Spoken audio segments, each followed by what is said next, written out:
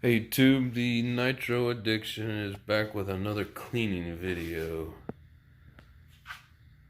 Man, this thing is filthy from that sandy softball field. Both my good vehicles, my buggy and my trucky, ended up just absolutely filthy. So, alright, well, I just wanted to show you a before shot. Show you just how dirty it actually is, and I'll get back with you with progress as I get things cleaned up on it. So, alright, be back in a little bit. Another shot under the hood, showing just how nasty this thing is.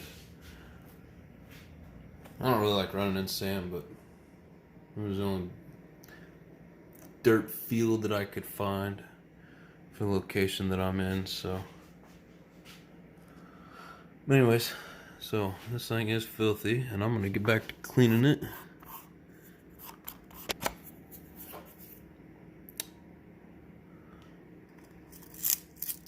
Got some leaves trapped up in here.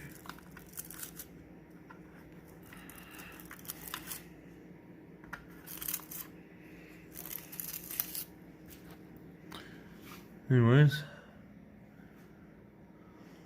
Alright, well. Back cleaning.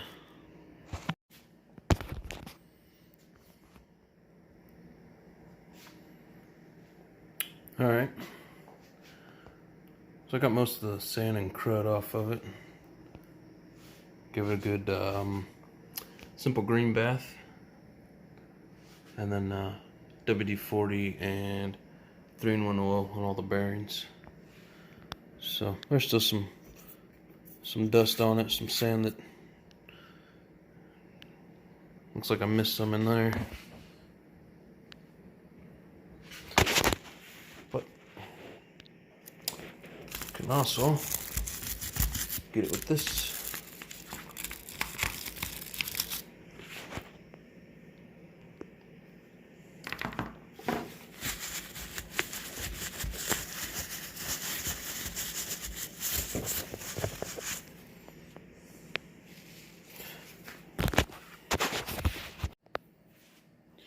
Alright, so I got it all back together.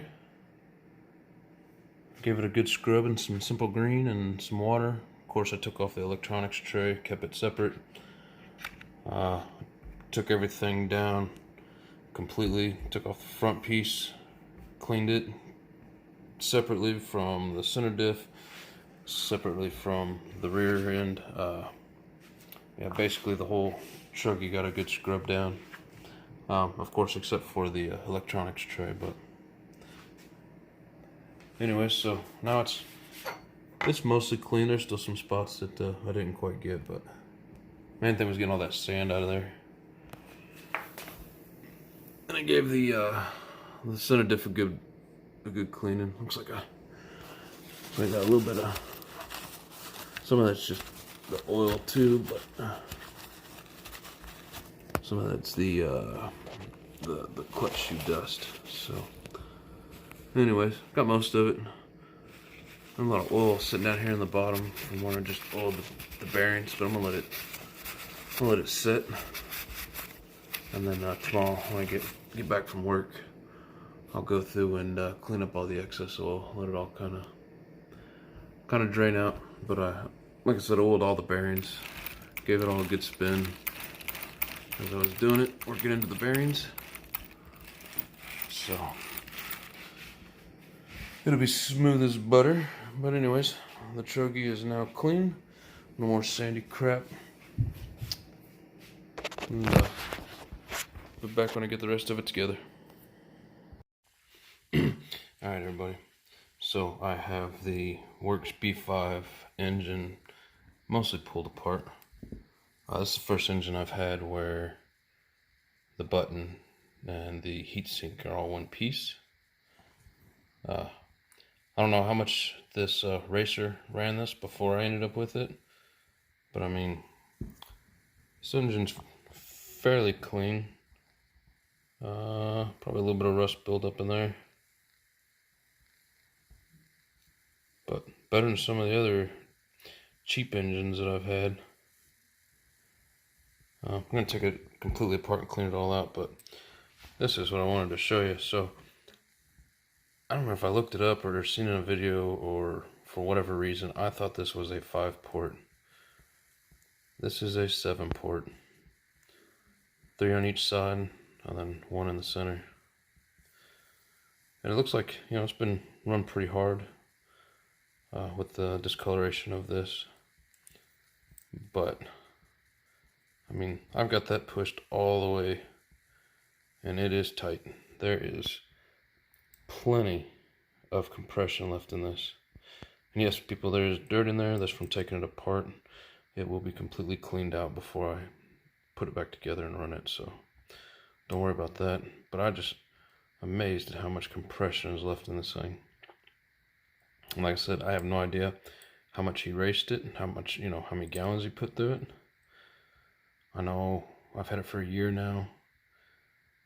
I've put at least 3 or 4 at least. Maybe even more like 2-ish. Anywhere from 2 to 4 gallons. I don't always keep track of my gallons. I just have fun. But lots of life left in this engine. People keep telling me these things are workhorses, and yeah, I see it. So, but anyways, so there's my 7-port B5. As far as I can tell, all these ports are counted. If I'm looking at something wrong, let me know. But it's got 1 big exhaust port, and then 3 there, 1 in the middle, and 3 there. So yeah, I saw that and I was amazed how clean it is, and just the amount of pinch left in this thing. Great quality. Don't care what anybody says about the works B5, 6, 2, 3.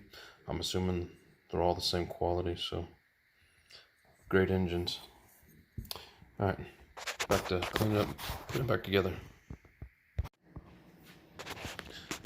So now that I've got this back together, hear that? Got some, sounds like some sand crunching in there, so I'm going to take this center diff back out, peel it all apart, see what's going on inside there, see if I need to switch out the bearings, which I'm sure wouldn't hurt, but I don't think I have any of those, so hopefully I can just clean them up real good. So I'll be back.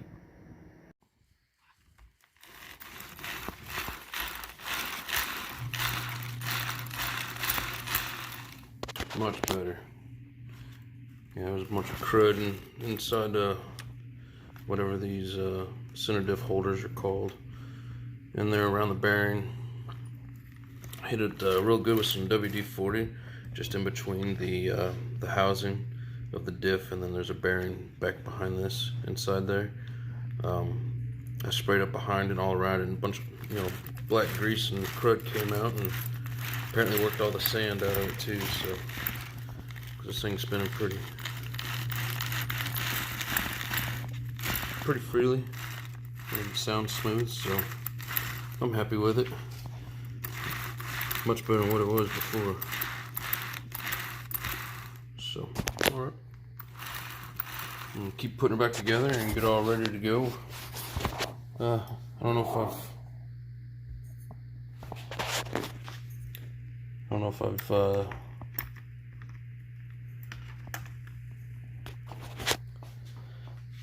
so put the 14 bell back on. I'm going to see what that does. Probably get a much better torque, much better speed. It's hard to tune with that higher speed bell. And I counted the spur gear, and it looks like a 46 or 47. I'm assuming it's probably a 47. I might have missed a tooth. Excuse me. But anyways, we're just gonna play around with different settings on it, and yeah, things. I'm gonna have to try the old crock pot, like Raja showed us. See what that does for it. But anyways, in case anybody's wondering, I've probably showed this before, right after I got it, but I'll do it again. In can't get it to show up. That's right.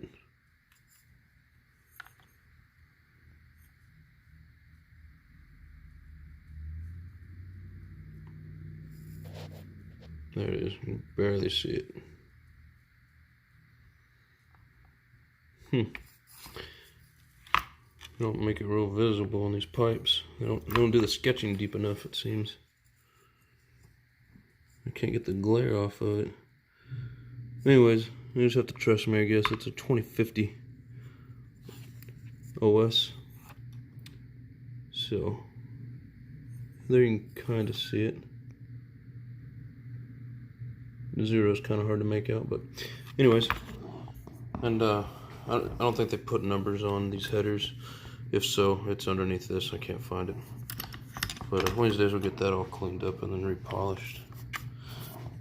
But anywho, I put a new spring on here. The other one was all stretched out and crazy looking. So, and again, I'm running. I think Woogie said they were King Head something. I'm not real knowledgeable in all the clutch shoes, all the different brands, so I could be wrong on that. But they were the orange. There's 2 orange aluminum ones and then 2 nylons. Can't really, I'm not for sure what the springs are. I think there's 1 gold and like the other 3 are black or something.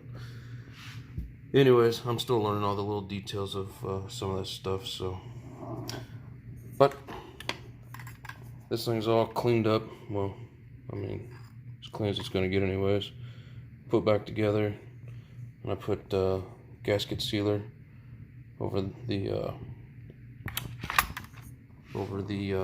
carburetor pinch bolt. Help seal that up, and also thank you, Roger, for the tip. Help keep from losing those screws in case were to come loose. And they actually have seals inside there on the pinch bolt, the little round deals that slide in there. There's rubber seals on it. So these high performance engines, they do a lot of extra stuff that you don't get on the RTR stuff, like rubber seals on the pinch bolts. I've never had an engine that had that before. So, anyways, finding out some neat stuff about these higher performance engines. And yeah, I've had it a while, but haven't really gotten too much into it. Paid attention to details, stuff like that. I'm trying to do more of that now that I have a little bit more time. Anyways, it's all a learning curve. So I got all the sand cleaned out of it. Oh, and I think I showed you guys when I had this apart. This engine still has a ton of pinch in it. That, you know, most of the engines that I've run, as much time as I've got on this, and like I said, no telling what the racer put on it. The piston, you could feel it really. The sleeve really stops that piston, so it doesn't just slide up to the top of it real easy. Even my LRP32, the piston seems to make it up to the top of that sleeve real easy. This thing's still got a ton of pinch. So, but as soon as I get that together and finished, this is going to go in there. So that is the NB48.4. It just needs a few little pieces, some servos, stuff like that, and then it'll get this beast of a powerhouse. So, all right, I'm gonna finish putting it back together now and get it ready to run this weekend, so I can get you all some more videos, or some more running videos, I should say. It's about to get pretty cold here coming up in January, so I may not get much run time, so I have to do as much as I can now. But anyways. So, alright, stay tuned. Alright, it is finally completed.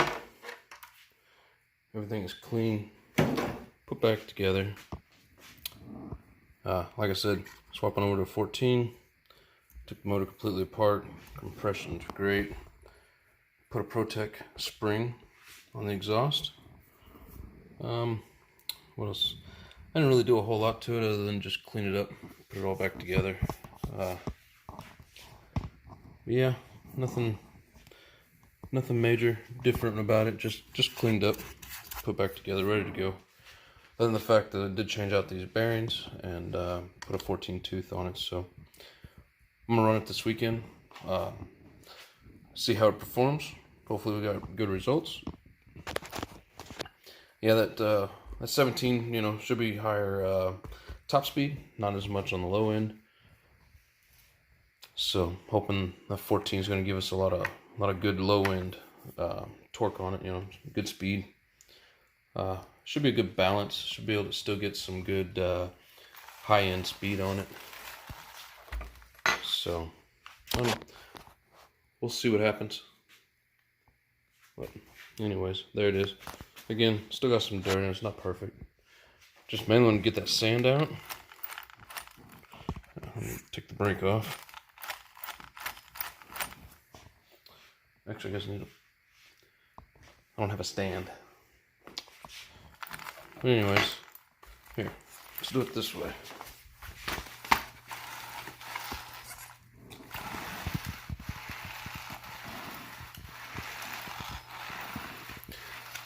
Runs pretty good. No more gritty sand in it, so that's the main thing. Alright, well, hope you enjoyed this little cleaning adventure, and hope you join me this weekend. Or I'm gonna run it this weekend. Hopefully I'll get the video posted sometime early week around Christmas or whatever. Hope you'll join me for that. And have a good day. See you next time.